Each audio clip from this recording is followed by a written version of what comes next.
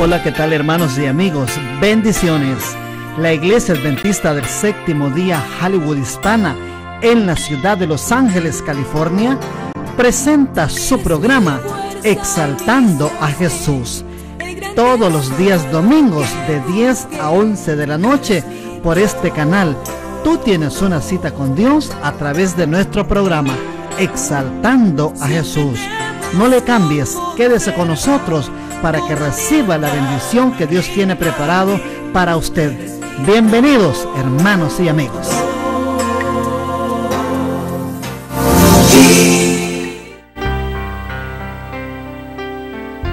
Tómame en tus manos, Señor, impotente me rindo a ti. Hazme bueno, cambia mi ser, constructor de mi salvación. Tómame en tus manos, Señor, necesito de tu santidad, porque nada bueno hay en mí y no quiero ofenderte más.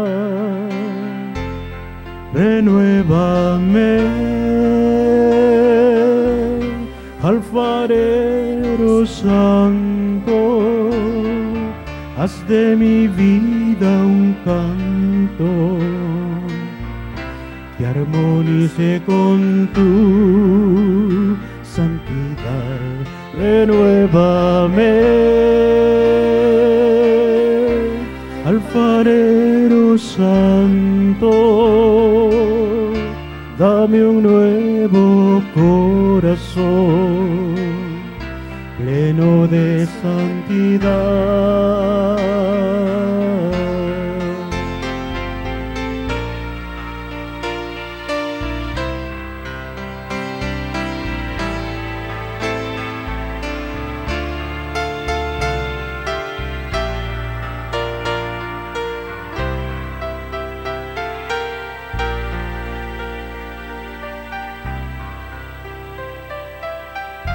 Tómame en tus manos, Señor, porque soy un fracaso sin ti. Cúbreme en tus alas de amor, hazme objeto de santidad. Tómame en tus manos, Señor, hazme puro y sincero, mi Dios, gran autor de mi salvación, poseedor de la eternidad. Renuévame, alfarero santo, haz de mi vida un canto que armonice con tu santidad. Renuévame,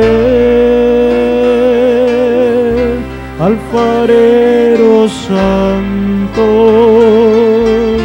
dame un nuevo corazón pleno de santidad.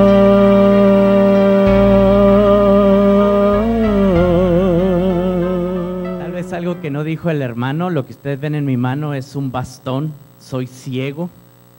No lo digo porque me dé lástima que soy ciego, no, le digo, a mí se me olvida, las esquinas de la casa o de afuera del patio me recuerdan que estoy ciego de repente. Así que no es por eso, sino para que cuando salgan me puedan extender la mano y yo sepa dónde están y saludarlos con todo gusto. Y tiene otra ventaja, se pueden dormir y ni hablando de salud. La estadística nos dice, y escuchen muy bien esto porque lo voy a estar repitiendo varias veces durante la semana, que hay 4 enfermedades que están acabando con la población a nivel mundial.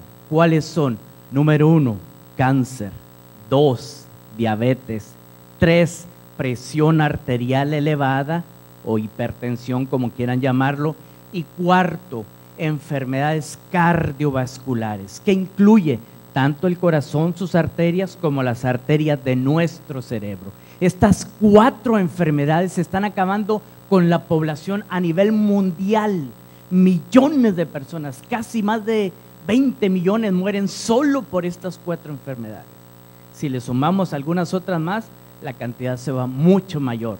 Lo interesante es que estas 4 enfermedades se pueden prevenir. A principios del siglo pasado, 1900, las personas tenían una expectativa diferente de vida. ¿Por qué?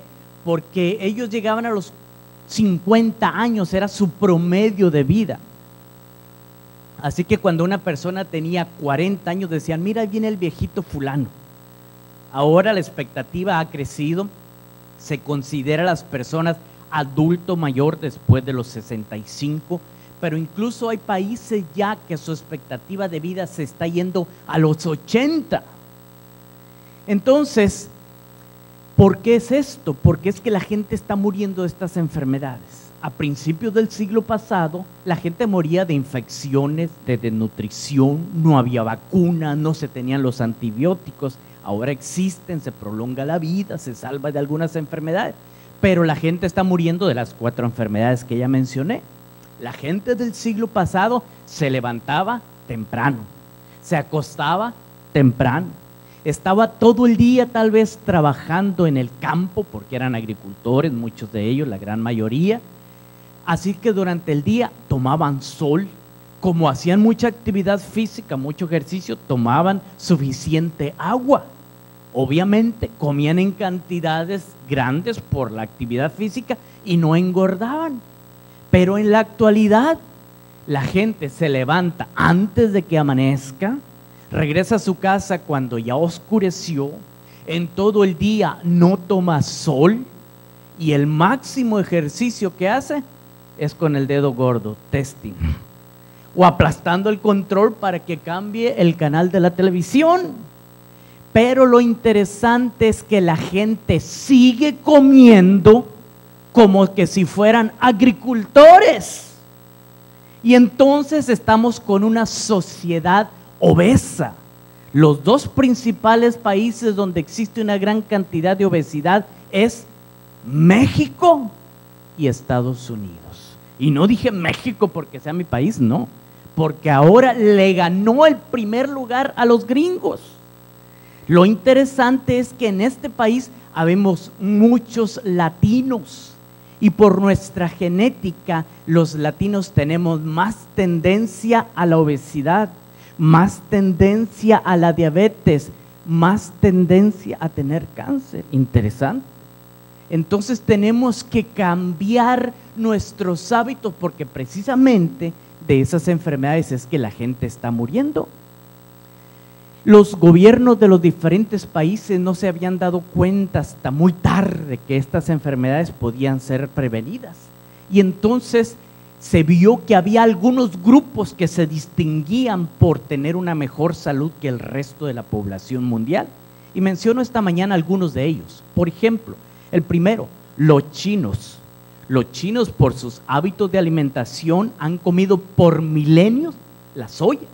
La soya ayuda a prevenir muchas enfermedades, pero al mismo tiempo estos chinos no consumían las carnes rojas como se hace aquí en Occidente, comían un poco más de mariscos, no había incluso en muchos de esos lugares ni siquiera leche de res o de vaca, entonces eso hacía que las personas tuvieran menos enfermedades que las que ahora tienen, había menos cáncer gástrico.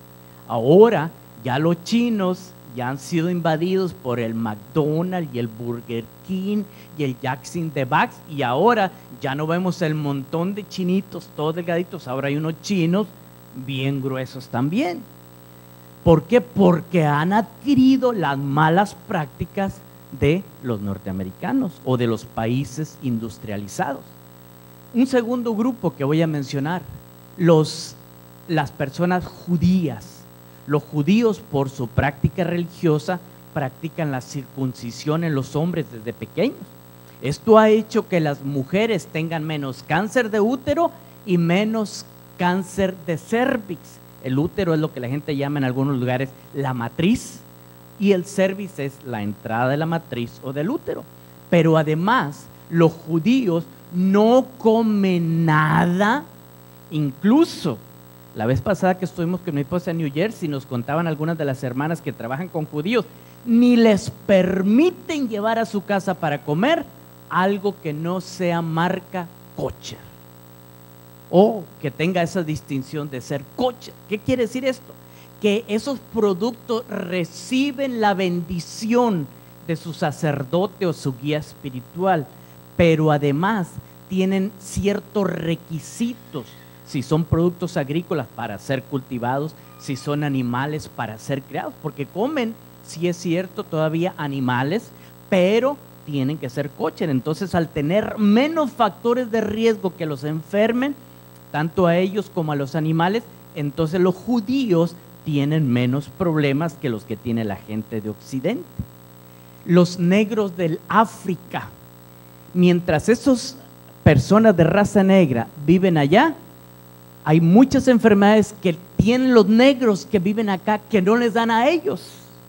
¿Por qué? Por su cultura, su forma de alimentación, sus hábitos de vida. Pero cuando esos mismos negros del África se trasladan a Estados Unidos, enfermedades de gringos. Pero hay un grupo muy especial que se distingue en asuntos de salud. Y ese grupo son los adventistas del séptimo día. Pues claro, van a decir ustedes, por eso es que yo dije que me siento orgulloso. Espérense, no se inflen. Les pregunto y no me contesten porque no me gusta dejar a nadie en ridículo. Hágase usted mismo la pregunta: ¿practicas tú los principios de salud que la iglesia tiene? No me contesten. Si no los practicamos, ¿por qué nos sentimos orgullosos? Interesante. Cuando estaba estudiando, por allá en la década de los 80, pero repito, tengo 18, en la década de los 80, estaba yo en el primer año de medicina y obviamente todavía veía en ese entonces, estaba leyendo un libro de parasitología del doctor Brown. No era un adventista, pero estaba leyendo yo el libro y decía: algunos grupos religiosos por sus prácticas no tienen algunas de las enfermedades que los cerdos transmiten. Y leí la lista y entre ellos estaban los adventistas del séptimo día. Yo soy adventista, aunque no practicaba los principios. Después, en segundo año de medicina, estaba leyendo el libro de patología, un librote como 1500 páginas así, grueso, y estaba leyendo cáncer gástrico y decía: los adventistas del séptimo día tienen menos cáncer gástrico porque no consumen carne asada o la consumen en muy poca cantidad. Menos cáncer por eso. Otra, qué orgulloso. Y yo no sé si ustedes quisieran saber por qué es que la carne asada produce cáncer. ¿Quisieran saber? No dejen de venir esta semana porque ahí lo voy a mencionar. ¿Ok? Pero entonces seguí mis estudios y un día cayó en mis manos una revista donde estaba una entrevista con un doctor muy famoso adventista, un cardiólogo, y él decía en aquel entonces que había más de 105 estudios donde los adventistas estaban como ejemplo de salud. Decía él que los adventistas se destacaban por tener menos cáncer de diferentes tipos, tenían menos ataques del corazón, un 50% alrededor, menos que el resto de la población, tenían menos diabetes y por lo tanto también tenían menos presión arterial elevada. Y decía esa revista que los adventistas vivían en promedio 5 años más que la población en general. Y dije, qué interesante.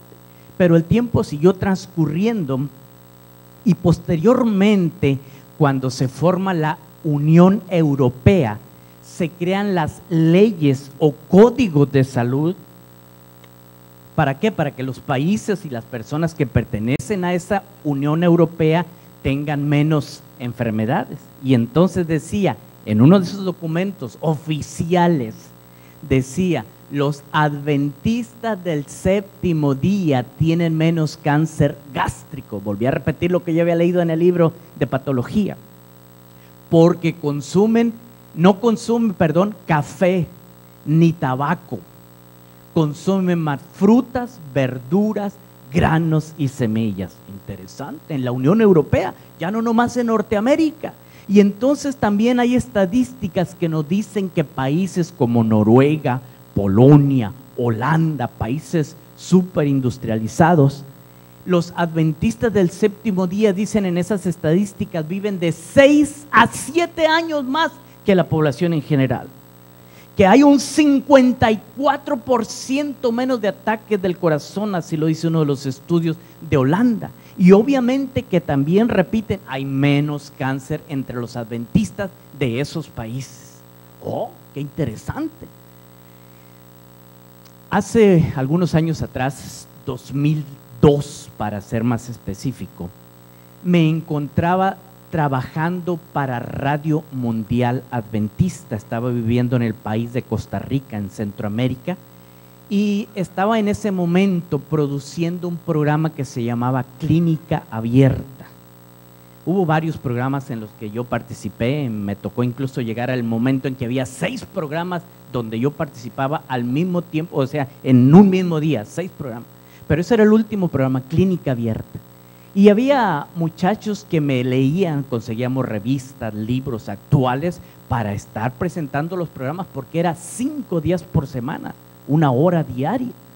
Y un día uno de estos muchachos me dijo: doctor, aquí hay un artículo interesante, ¿se lo leo? Le digo, a ver, dígame el título primero. Y el artículo decía: los adventistas del séptimo día viven 10 años más que la población en general. ¡Wow! Le dije, claro que me interesa, léamelo. Era un estudio que se había realizado entre 35,000 adventistas del séptimo día. Y allí detallaba cada una de las cosas que los adventistas hacían en cuanto a salud para prolongar su vida. Solo por mencionar una de ellas, solamente por hacer ejercicio unas 4 o 5 veces por semana, los adventistas ganaban 3 años de vida. Por comer nueces por lo menos 5 veces por semana, otros 3 años de vida. Y seguía mencionando algunas otras cosas. Yo sé que a la mayoría no le interesa saber por qué las nueces ayudan, así que no lo voy a mencionar. ¿Sí les interesa? ¿De verdad? No dejen de venir esta semana porque lo voy a mencionar, ¿ok? Eso fue en abril del 2002, la revista Prevention. Pero el siguiente año, mayo del 2003, volví a recalcar la misma revista, el mismo estudio, pero ahora hablaba un poco más de los beneficios que las nueces tenían entre los adventistas. Fue un estudio tan impactante porque se determinó exactamente por qué se ganaban esos años de vida, que hubo una persona que no sé si ustedes la han oído mencionar, pero se interesó.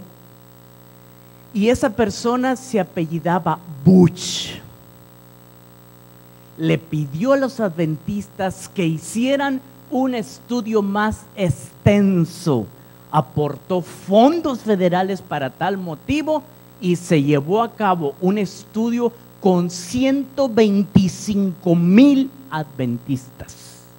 Hace unos 2 o 3 años atrás me dijo alguien de una iglesia, creo que fue en la central de Los Ángeles: doctor, ya estamos recopilando toda esa información. No sé si ya la habrán publicado, no ha llegado a mis manos o estén por hacerlo, y estoy seguro que va a haber muchas cosas más interesantes que van a aparecer. El presidente Bush se interesó por la salud, pero también se interesó por qué la iglesia estaba creciendo tan grandemente, e invitó para que fueran a la Casa Blanca los dirigentes de la iglesia adventista. Hace unos días también me llegó la copia de una revista, la revista Newsweek de aquí de Estados Unidos, donde hablaba de los adventistas del séptimo día. Era del 2011, no sé dónde agarraron el artículo, alguien me lo mandó por ahí, pero en marzo, si no mal recuerdo, del 2011, decía que la iglesia que más estaba creciendo a nivel mundial era la iglesia adventista del séptimo día. Decía que estos adventistas seguían esperando la segunda venida de Jesús, que guardaban el sábado y además hablaba de los aspectos de salud. Así que en la Newsweek salimos hablando de salud. También, si no mal recuerdo, el año fue en 2007, un reportero de la revista National Geographic anduvo visitando los 3 lugares donde la población era más longeva, quiere decir que más años vivían. Y uno de los 3 lugares eran los adventistas de la ciudad de Loma Linda, en California. Entre los 3 grupos que más sobresalían en salud, este reportero quedó tan impactado, no era adventista, de la National Geographic, que siguió investigando y finalmente él mismo publicó un libro que se llama Blue Zone, la zona azul, y ahí vuelven a aparecer los adventistas del séptimo día. En una de las veces, creo estamos en el Valle de San Fernando con mi esposa, me habían invitado a ir a predicar a una iglesia y después del culto nos invitaron a comer y me dijo mi esposa, mira, aquí está la revista de la que tú hablas, la National Geographic. Y entonces me empezó a describir algunas de las fotos que estaban allí. Y había una jovencita que acababa de renovar su licencia, estaba la foto echándole gasolina a su carro, acababa de cumplir 100 años, adventista del séptimo día. Y otro jovencito que salió en esa revista ahí retratado, andaba esquiando con sus patines de nieve, con sus esquís, edad 100 años. Mi hijo se interesó en ese artículo y se metió a internet y estaba una entrevista con un doctor y le preguntaron, doctor, ¿y qué es lo que usted siente cuando los pacientes dicen el que te va a operar es un viejito? Y era un cardiólogo y él dice, la mayoría de mis pacientes son menores que yo, 98 años y operando cirugía cardíaca, adventista del séptimo día. La enfermera, que era la que estaba echando la gasolina, murió el año pasado. Tengo por ahí el reporte, pero ya tenía muchísimo más de 100 años. ¿Qué más? Un cineasta, una persona que ha producido muchas películas para Hollywood. No recuerdo el nombre, siempre se me olvida, digo, lo voy a checar porque tengo por ahí una copia de su artículo. Y él hizo una investigación entre todas las instituciones adventistas, o por lo menos las principales.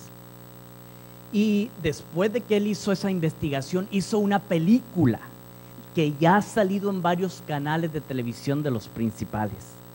De esos datos que salieron ahí, uno de los adventistas del séptimo día, no recuerdo si es la revista adventista o es la revista Review and Herald, publicaron algunas de esas fotos que el cineasta puso en su película. Y allí está entre ellos el doctor Bale. El doctor Bale es el primer médico que hizo un trasplante de un corazón de mono o chango a un niño adventista del séptimo día. 15 años después de que él hizo ese trasplante a ese niño, le volvió a poner otro nuevo corazón al niño porque ya el del chango ya no estaba aguantando. Ese doctor Bale fue el que diseñó los guantes de látex que los cirujanos utilizan ahora, adventista del séptimo día. En esa documental que hizo este cineasta aparece un hospital que parece Disneyland más bien que hospital, porque lo hicieron junto con los productores de Disneyland. Y los cuartos de los niños hasta les dan a escoger, ¿quieres selva, quieres desierto, quieres bosque? Y el cuarto parece eso, un paisaje más que una habitación, así cualquiera se quiere enfermar. Para no ir muy lejos, este cineasta, solo por la investigación que hizo, tomó una determinación. Se hizo vegetariano. Y mi pregunta es, ¿y nosotros que tenemos tanto tiempo conociendo este mensaje de salud, todavía, no me contesten, seguimos comiendo carne? ¿Todavía seguimos consumiendo productos que sabemos que son dañinos para nuestra salud? ¿Todavía? Entonces, ¿de qué nos sentimos orgullosos? El título del tema de esta mañana es Origen Divino. Ustedes lo vieron en sus boletines. Para poder entender por qué es ese título y por qué yo considero que el mensaje de salud que tenemos es de origen divino, es importante que entendamos cuál es el origen de nuestra iglesia. Nuestra iglesia no se originó porque a un hombre se le ocurrió y dijo, voy a empezar a formar una nueva secta y voy a meter mis doctrinas y pues ahí como para hacer algo diferente les voy a meter un poco de salud y voy a organizarme. No, nuestra iglesia no empezó así. Nuestra iglesia surgió como un cumplimiento de una profecía que Dios había dado. Si podemos poner un nombre como iniciador del movimiento adventista, es Guillermo Miller. Guillermo Miller era una persona estudiosa, metodista, de la iglesia metodista, y estaba estudiando su Sagrada Escritura cuando creyó encontrar una verdad. Siguió profundizando en esa verdad que creía haber encontrado hasta que quedó cabalmente convencido, y lo que él creía haber encontrado era que Jesús iba a volver a esta tierra cuando aún él todavía pensaba estar vivo por la edad que tenía. En un principio se resistió, no quería predicar, se le hacía que era una tarea muy difícil, pero cometió el error de preguntarle a Dios, Señor, si tú quieres que yo vaya, indícamelo. Y les dije, cometió el error, ¿por qué? Porque mucha gente hace o hacemos eso. Señor, si es tu voluntad, indícamelo. Y casi Dios se nos pone enfrente y nos dice, hazlo. Y nosotros, ay, es que no sé si Dios me diría que sí. Así que si usted le va a preguntar a Dios, si él quiere que usted haga algo, cuando le pregunte, esté dispuesto a hacerlo. Si no está dispuesto a hacerlo, mejor no le pregunte. Porque Dios le va a pedir cuenta de lo que Él le indicó y usted rechazó hacer. Y Guillermo Miller le dijo, Señor, si tú quieres que yo vaya y predique este mensaje, indícamelo. Nunca lo hubiera hecho. Tocaron a la puerta, abrió.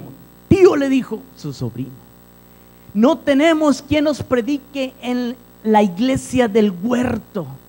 ¿Quieres tú ir a predicarnos? Miller se encendió de coraje. ¿Cómo Dios le estaba contestando que fuera si él no quería? Salió de la habitación y estuvo caminando como media hora, yo creo que peleando con Dios. ¿Por qué le estaba diciendo que fuera? Al fin, cuando ya se le bajó un poquito lo de la Rocha, digo el apellido, entonces regresó nuevamente, le dijo al sobrino, hijo, vámonos sobrino, vámonos, yo voy a predicar esta noche. Tomaron sus caballos y salieron hacia donde el sobrino le estaba invitando. Cuando él predicó esa noche, la gente quedó impresionada. El Señor Jesús va a volver cuando todavía nosotros estemos vivos, todos los que estamos, vamos a estar vivos. Ah, qué interesante. Señor Miller, esto tiene que conocerlo más gente. Y empezó Miller a predicar diferentes lugares y la gente, pues si ya viene Jesús, ¿qué me importan las riquezas? Donaban sus carretas, no digo carros porque ni se habían inventado en ese entonces, pero sus carretas, sus caballos, sus granjas, sus casas, las vendían para dar dinero para que Miller y otros que estaban ya proclamando el mensaje fueran a diferentes lugares. ¿Para qué querían posesiones? Jesús iba a volver a esta tierra. Y yo creo que nosotros no creemos eso, por eso seguimos acumulando, queremos el sueño norteamericano, el American Dream. Pero ellos creían ya que Jesús venía. ¿Qué importaban las riquezas? En un principio Miller no daba una fecha específica, solamente el año. En 1844 Jesús vuelve. Algunos de los que le habían oído se metieron a las profecías, investigaron todo lo que tenía que ver con ceremonias religiosas y todo, y entonces dijeron, esto tiene que ser el 22 de octubre de 1844. Finalmente Miller lo aceptó y se empezó a proclamar que Jesús volvía el 22 de octubre de 1844.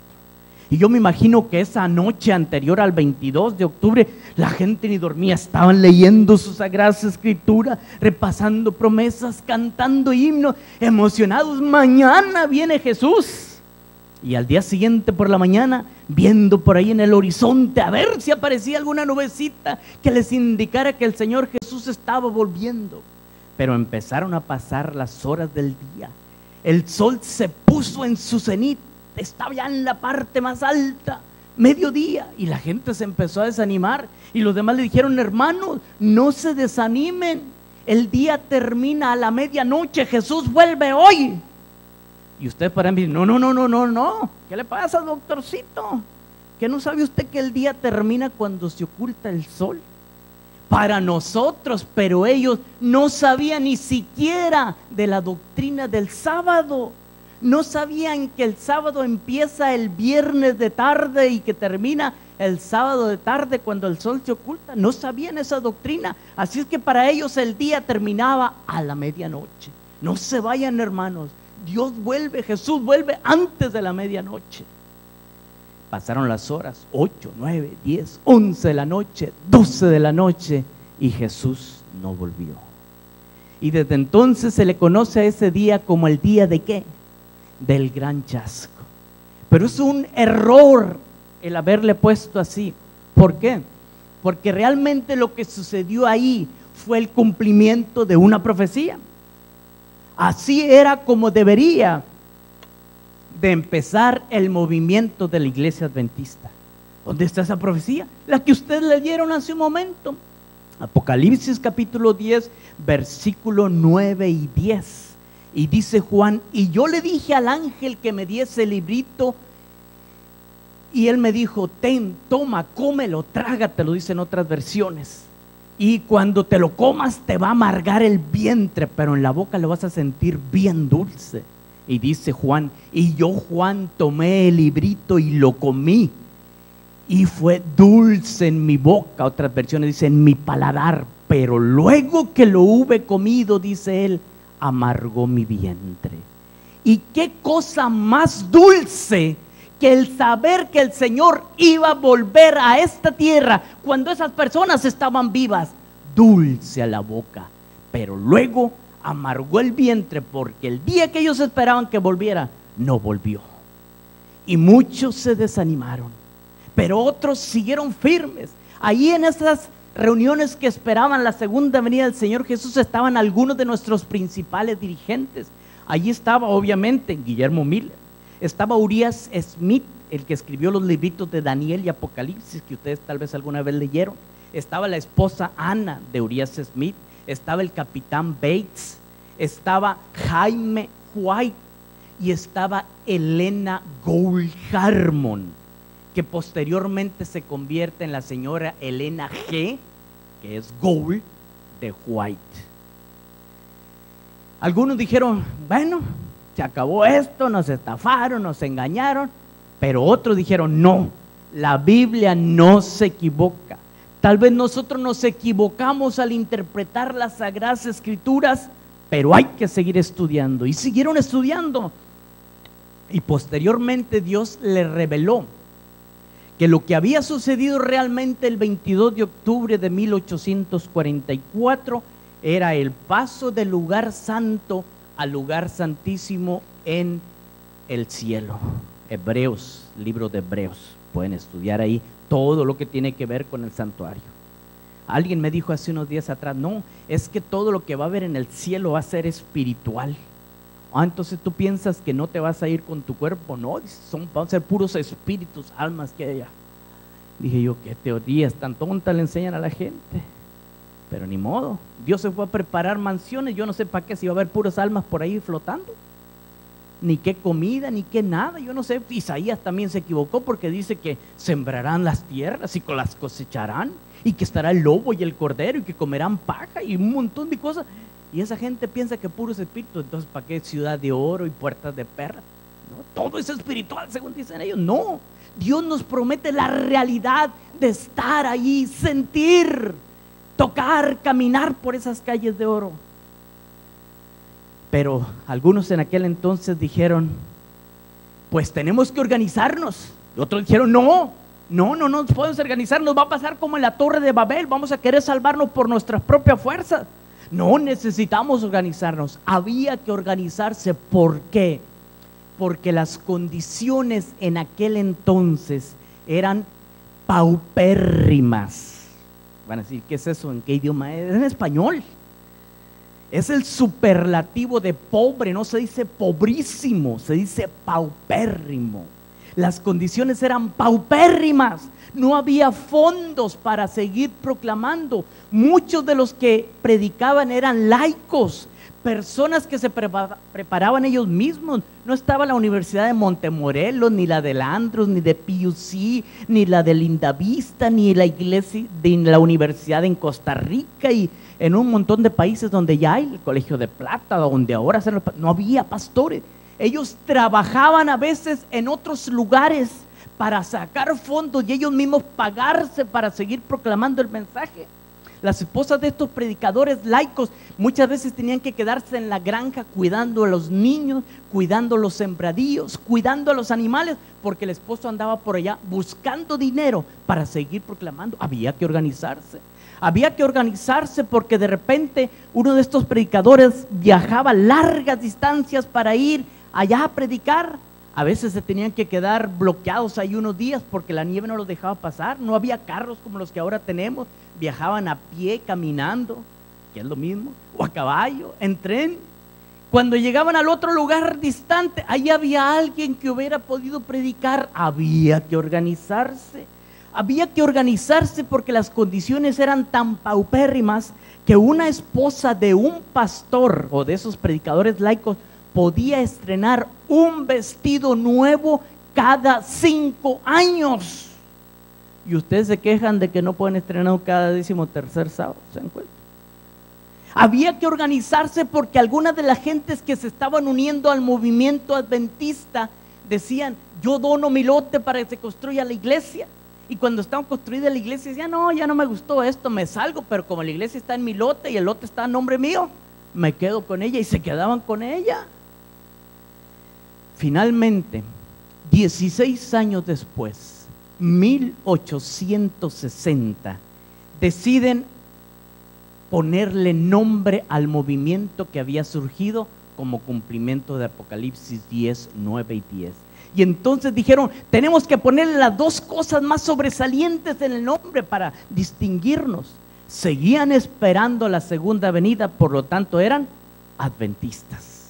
Para este entonces, 1860, ya les habían enseñado a los White y ellos a la iglesia la verdad acerca del 4º mandamiento de guardar el día sábado. Así es que dijeron, como guardamos el sábado, adventistas, porque esperamos la segunda venida, y del 7º día, porque guardamos el sábado. No fue sino hasta 1863 cuando finalmente se organiza lo que ahora conocemos como la Conferencia General de los Adventistas del 7º día. Y tal vez a ustedes les parezca coincidencia, pero yo lo llamo origen divino. ¿Por qué? Porque justamente en el año en que se organizó la Conferencia General de los Adventistas del 7º día, la señora White recibió la mayor visión que en cuanto a salud se refiere. Y noten, estoy diciendo la mayor visión, porque ya había recibido otras visiones de salud, pero pequeñas. Sin embargo, en el 63 fue la mayor de ellas. Ahora, déjenme hacer un paréntesis aquí, porque yo sé que hay varias personas que no son adventistas, son amigos nuestros, los podemos considerar desde ya hermanos que están aquí esta mañana. Y no saben quién es esa mentada señora Juan y quién será esa señora Blanca White. ¿Quién será? La señora White la consideramos los miembros de iglesia como una profetisa de Dios. Creemos que sus escritos, miles de páginas, fueron inspirados por Dios. ¿Quién fue la señora White?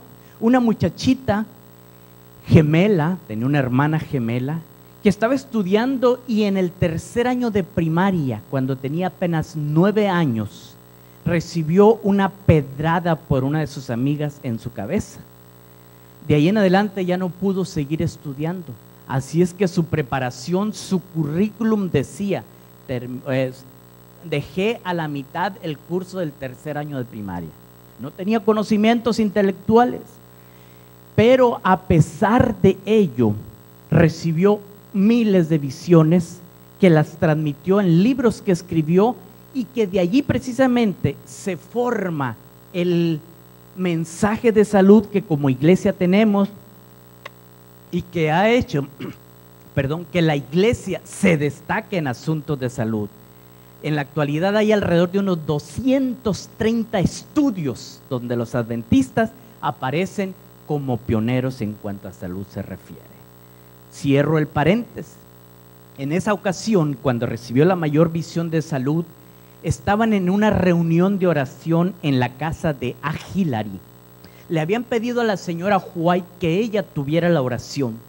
Ya estaban de rodillas para orar cuando se acordó que su esposo, Jaime, había estado bastante enfermo y así de rodillas como estaba se fue acercando hasta que pudo poner la mano en el hombro de su esposo y empezó a orar por él. Y entonces entró en visión y en esa visión Dios le dijo, escuchen bien, 1863, de los efectos terribles de la cafeína. ¿Tiene efectos terribles la cafeína? Sí, ¿quieren saberlos? No dejen de venir porque voy a hablar de eso durante la semana. Le habló también de los efectos terribles del tabaco. Recuerden la fecha porque se lo voy a preguntar, 1863, porque voy a hablar del tabaco más adelante. Le habló también de los beneficios de utilizar el agua por dentro y por fuera, lo que ahora conocemos como tratamientos de hidroterapia. Le habló de los beneficios de respirar aire puro. Y quinto, le dio el régimen alimenticio que como iglesia proclamamos y que es lo que nos ha hecho más saludables que la población en general. Yo sé que si algunas personas que no saben quién era la señora White leen algunos de sus libros, algunos podrán decir, ay, qué tonterías escribió esta señora, que hay que lavarse las manos. ¿Quién no sabe eso? Que hay que tomar agua. ¿Quién no sabe eso? Pero para que podamos entender que el mensaje que ella dio estaba súper adelantado a su época y podría decir que es actual en nuestra época, es importante que entendamos cuáles eran las cosas que sucedían en el ambiente en que la señora White se desenvolvía. Primero, creían ellos que un régimen alimenticio, la mejor alimentación que había eran carne y papas. Si tú comías eso, esa era comida gourmet, bocato de cardinali, super archi, recontra, ultra alimentadísimos estaban, como dicen los jóvenes ahora. Era lo mejor, papas y carne. Coma usted nomás eso y al rato me dice si necesita algo para el estreñimiento. Porque no es alimentación, pero ellos creían que eso era lo mejor. ¿Qué más? Las personas más limpias, las más aseadas, se bañaban una vez por semana, porque creían que si se bañaban muy seguido se iban a enfermar. ¿Y dónde se bañaban? En el centro de la cocina, que era el lugar más caliente de la casa, en una canoa hueca.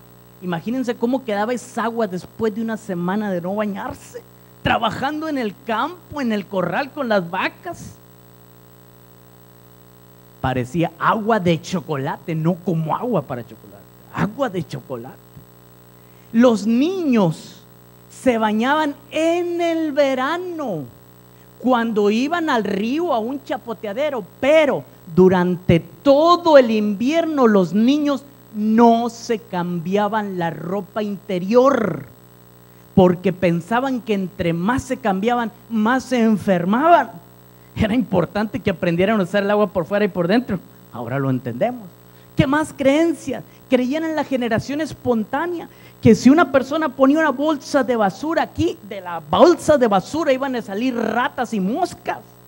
No sabían que la rata tenía que parir a las ratitas y que la mosca tenía que poner sus huevos para que después se convirtiera en larva, gusano y mosca. Ellos creían que la basura por sí misma la producía. ¿Qué más? Creían que las enfermedades se producían por los malos espíritus que había en el aire de la noche. Así que cuando la noche llegaba, todas las puertas y ventanas se cerraban completamente, porque si respiraban el aire de la noche se iban a enfermar, creían ellos. ¿Qué más? Cuando una persona estaba enferma, para poder hacer que se aliviara, ellos creían que lo que tenían que hacer era que la persona sacara lo caliente de su cuerpo. Entonces le ayudaban cortándole la frente, el abdomen y las plantas de los pies. ¿Para qué? Para que sangrara, porque la sangre caliente que iba a salir le iba a sacar la fiebre y la persona se iba a aliviar. Todavía el primer presidente de aquí de Gringolandia murió desangrado. Todavía. ¿Qué más? Creían también que podían sacar lo caliente del cuerpo para que se liberara, pegándole sanguijuelas para que lo chuparan. Tercero, hacían que la gente vomitara, porque al vomitar salía lo caliente, el vómito estaba caliente, se aliviaba la persona. Imagínense un niño con diarrea y vómito haciendo lo que vomite. Pobrecito. ¿Qué más hacían? Ponían ventosas. ¿Qué eran ventosas? Frascos o vasos de vidrio, los calentaban y cuando estaban calientes se los pegaban, y dependiendo del tamaño que era el vaso, así se le hacía la ampollota para que saliera el calor que tenía la persona y de esa manera se pudiera curar. ¿Se dan cuenta? ¿Qué más había? Había sé de 5 medicamentos que se utilizaban en aquel entonces. Uno de ellos era arsénico. El arsénico en la actualidad se utiliza en el veneno para ratas. Había estricnina, también en la actualidad se utiliza para el veneno contra las ratas. Tercero, mercurio, era otro de los medicamentos que utilizaban. En la actualidad han quitado casi todos los termómetros que tenían mercurio. ¿Por qué? Porque se sabe que dañan el cerebro, que un niño puede quedar retrasado mental solamente con que se trague lo que había en el termómetro. Y era parte de los medicamentos que ellos tenían. ¿Qué más? Opio. ¿De qué se saca del opio? La morfina, la codeína, la heroína. Y ese era otro de los medicamentos que ellos utilizaban. Y el quinto, polvos de calomel. Yo no sabía qué era eso hasta hace unos años. Me tocó ir a Puerto Rico y esa mañana tenía yo 2 predicaciones, una en una iglesia y me tenía que trasladar a la otra. Y cuando le di este mismo tema, salió alguien corriendo atrás de mí: doctor, espéreme, hermano, en 15 minutos tengo que estar en la otra iglesia porque va a empezar el culto allá. No le voy a quitar el tiempo, nomás le quiero decir cuáles son los polvos de calomel. Me paré. Ok, dígame, hermano. Mire, los polvos de calomel todavía los utilizamos aquí en Puerto Rico. Los utilizamos para matar insectos en los sembradíos. Y eso era lo que utilizaban ellos como medicamento. Así que imaginémonos a 2 personas del tiempo de la señora White. Hola Juan, hola Pedro, ¿cómo estás? Pues aquí muy triste. Oye, sí, supe que se murió tu niña. Sí, ¿qué tenía? Tosferina. Una enfermedad muy típica de ese entonces, una tos constante, no paraba. Se le iba cerrando la garganta, se formaban unas membranas hasta que la persona dejaba de respirar y se moría. Y le pregunta el amigo al otro: ¿y no hicieron nada por ella? Sí, claro. ¿Qué hicieron? Mira, primero vino un doctor y le cortó la frente, el abdomen, las plantas de los pies y no se curó. Y vino otro y le puso sanguijuelas y no se curó. Y vino otro y le puso ventosas y no se curó. Y vino otro y la hizo que vomitara y no se curó. Y el último que vino le dio polvo de calomel y ni así se curó. Y ustedes dirán: ¿la mataron? Sí, pero eran las prácticas que tenían en ese entonces. Por eso podemos decir que el mensaje que Dios le dio a la señora White estaba súper adelantadísimo a su época. Pero todavía, si les queda alguna duda, déjenme mencionarle unos pocos ejemplos de cosas actuales. Una de ellas. En 1999, 2 médicos aquí en California descubrieron unos archivos secretos. ¿De dónde? De las compañías tabacaleras. Ese archivo secreto se llamaba Código Latino. ¿Qué era el propósito de este archivo? Estaban las compañías tabacaleras juntando millones de dólares para darle a científicos de países hispanos como México, Guatemala, El Salvador, Cuba, Costa Rica, Brasil y otros países más hispanos. ¿Para qué? Para que dijeran que si había 2 personas en un mismo cuarto y una fuma y la otra no, pero inhala el humo del fumador, no le pasa absolutamente nada. ¿Por qué querían que hicieran eso? Porque se les estaba cerrando el comercio aquí en Estados Unidos y querían abrir nuevos negocios, pero sin que la gente estuviera asustada por lo que los gringos habían dicho de que afectaba el humo de segunda mano. Lo descubrieron estos médicos y ese año el gobierno de Estados Unidos hizo que las compañías tabacaleras publicaran todas las investigaciones que se habían hecho en cuanto a los efectos del tabaco. Y ese año y el siguiente se ganaron muchas demandas millonarias en contra de las compañías tabacaleras. Y la señora White había hablado de los efectos terribles del tabaco. ¿En qué año le dije? 1863, 136 años antes que estos 2 médicos de California descubrieran esos archivos secretos. Segunda cosa, la señora White hablaba de ondas eléctricas que hay en el cerebro. Yo me imagino que cuando ella dijo, hay ondas eléctricas en el cerebro, le han de haber dicho, estás loca, Elena. La pedrada que te dieron te trastornó. Probablemente tú eres la única que tiene sus descargas por ahí, pero porque te está fallando.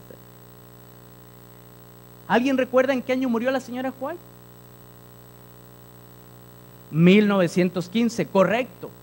12 años después de que ella murió, un médico alemán, psiquiatra no adventista, le dijo a los colegas, hay ondas eléctricas en su cerebro. Yo me imagino que le han de haber dicho, estás loco tú, tanto ver pacientes locos te estás contagiando, ondas eléctricas en el cerebro. En la actualidad existe una rama de la medicina que se llama electrocardiografía, que estudia las ondas eléctricas del corazón, pero existe otra rama de la medicina que se llama electroencefalografía, que estudia las ondas eléctricas del cerebro. ¿Quién se lo dijo a la señora White? ¿Se lo pirateó de una página web por allá? Origen divino. Tercera cosa que les menciono de ella. Ella hablaba de virus que producen cáncer. En su tiempo no se sabía de la existencia de virus ni de bacterias. Se hablaba de algunos microorganismos que producen enfermedades, pero todavía ni siquiera existía investigación. Las vacunas eran sacando unas muestras de por ahí de las ubres de las vacas que tenían cierta enfermedad y aplicándose a las personas que tenían la enfermedad que mataba también a las vacas. Y se empezaron a crear defensas, pero no sabían ni de qué estaban hablando. Sin embargo, ella hablaba de virus que producen cáncer. Muchos años después, cuando los médicos empezaron a aceptar o a descubrir esto que ella ya había dicho, entonces se dio a conocer, y en la actualidad todos los que estamos aquí hemos oído hablar de diferentes virus que producen cáncer. Por ejemplo, hemos oído hablar del virus del papiloma humano que produce cáncer del cérvix, del útero, y que ya está una vacuna. Hemos oído hablar de que las personas que tienen herpes simplex de tipo 2 o herpes genital pueden tener cáncer de útero y también de cérvix. Pero también hemos oído hablar que las personas que tienen SIDA tienen un cáncer que se llama sarcoma de Kaposi. No lo produce el virus del SIDA, pero como el virus del SIDA baja todas las defensas, entonces hay otro virus que es de la familia de los herpes, es el herpes 8, ataca a la persona que tiene sus defensas bajas y le produce el sarcoma de Kaposi, un virus produciendo otro tipo de cáncer. Y ya hay más que les podría mencionar, pero por falta del tiempo no lo hago. ¿Quién le dijo esto a la señora White? Origen Divino. Habló mucho de los efectos del del café, que no voy a decir ahora nada, pero uno de estos días voy a estar hablando de los efectos del café que ella hablaba. En ese entonces estaba en auge la Coca-Cola, se estaba yendo en ventas tope máximas. No podía decir la Coca-Cola no la tomen porque les hace daño por la cafeína, la hubieran apedreado otra vez. Pero ella hablaba de los efectos de la cafeína. Les voy a hablar de eso durante la semana y les menciono una última cosa. Estaba yo todavía en Costa Rica, diciembre del 2003. Estaba en la casa oyendo las noticias, pero al mismo tiempo andaba entrando y saliendo de la casa. No recuerdo ni qué andaba haciendo, pero de repente oigo último descubrimiento científico. Me regresé, yo tengo que oír esto. Dije, yo estoy en salud, tengo que saber cómo va investigando la ciencia. Después de unos cortes comerciales, seguía haciendo lo que estaba haciendo y volvían a repetir, y ahí estaba yo pendiente al último, ya cuando el programa estaba terminando. Era Primer Impacto. No recuerdo si todavía estaba Milka de Llano Soainás y María Celeste Arraraz, pero era Primer Impacto. Y sí recuerdo que una de ellas dijo, ahora sí, el último descubrimiento científico, y empezaron a leer ahí la pantalla donde les ponen las noticias. Dicen los científicos que se ha descubierto que si una mujer toma por lo menos 5 vasos de agua, tiene un 42% menos de ataques del corazón. Y que si un hombre toma por lo menos 5 vasos de agua al día, tiene un 51% menos de ataques del corazón. Y dijo la otra, pero aquí dice que si se toman 8 vasos diarios, es lo mejor. Y le dice la otra, oye, pero eso es mucha cantidad, pero eso es lo que dice el estudio. Y yo me quedé. Último descubrimiento científico en 2003, si yo tengo como 20 años enseñándolo. Pero dije, qué bueno que los científicos lo descubrieron, porque ahora yo puedo decir, tomen 8 vasos de agua al día. Porque se le digo que lo dijo la señora White. ¿Quién? La señora es a la que apedrearon, que nomás llegó a tercero de primaria. No me van a hacer caso. Pero ahora como los grandes científicos lo dicen, yo ya puedo decirle, tómese 8 vasos de agua. ¿Quién se lo reveló a la señora White? Origen Divino.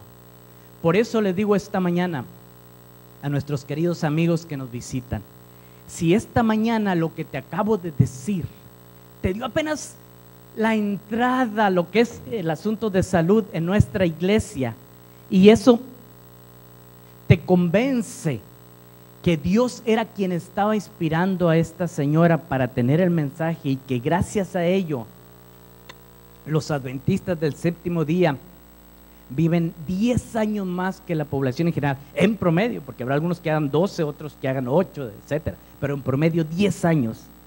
Te pregunto, querido amigo, ¿no será que también el mensaje cristiano o religioso que esta iglesia tiene es el correcto? No me contestes, hazte la pregunta y piénsalo. Si piensas que sí, no hagas oídos sordos. Si tú estás aquí esta mañana, no es por casualidad, nada ocurre por casualidad. Tú estás aquí porque Dios te trajo esta mañana, porque Él quiere que empieces conociendo que Él es un Dios que está preocupado por tu salud, y que esta semana con su ayuda divina voy a intentar decirle algunas de las cosas que podemos hacer para que nuestro cuerpo trabaje correctamente.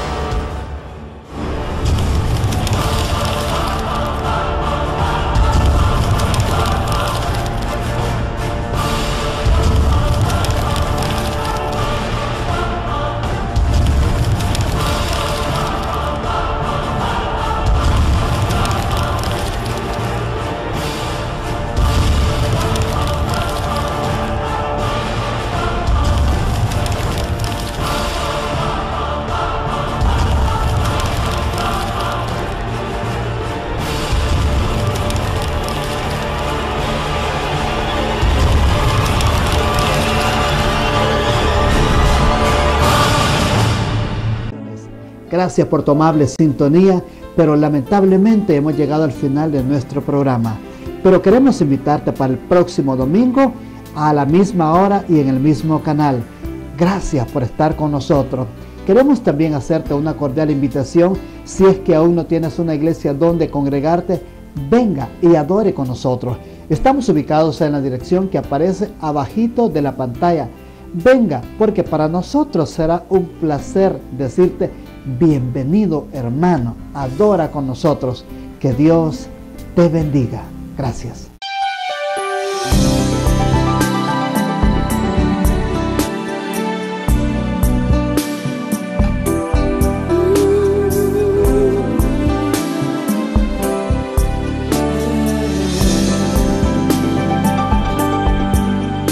Dios cuida de mí bajo la sombra de sus alas. Dios cuida de mí. Yo amo su casa y no ando solo, y no estoy solo porque sé Dios cuida de mí. Dios cuida de mí bajo la sombra de sus alas. Dios cuida de mí.